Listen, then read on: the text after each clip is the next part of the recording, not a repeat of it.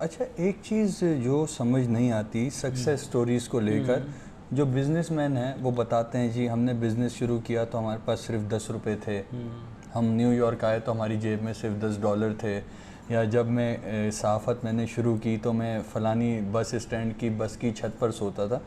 बीच में ऐसा क्या करते हैं कि फार्म हाउसेस तक भी चले जाते हैं, रियल इस्टेट तक भी चले जाते हैं? ये कौन सी गीदड़ सिंगी है जो हमारे पास नहीं है?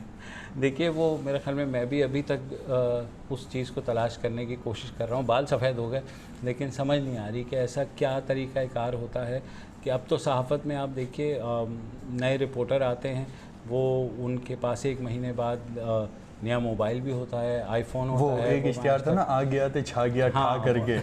तो ऐसा ही है। तो मुझे अभी तक I am trying to figure out कि ये क्या गीदड़ सिंगी है जो हमारे पास नहीं है, कि आपको प्लॉट्स भी मिल जाएं, आपको फार्म हाउसेस भी मिल जाएं, आपके पास महंगे मोबाइल भी हों, आपके पास महंगी गाड़ियाँ भी हों, तो सारा कुछ। हालांकि जब मैंने शुरू किया था तो तब मेरे पास एक मोटरसाइकिल होती थी टूटी फूटी, वो करते रहते थे, लेकिन मुझे लगा कि फिर सिर्फ हमने सहाफ़त की और बाकी इधर उधर चीज़ों को, टेम्पटेशंस को नहीं कंसिडर किया। और मैं हमेशा कहता हूँ कि जब हम लोग सहाफ़त कर रहे थे तो सहाफ़ी गरीब था, सहाफ़त अमीर थी।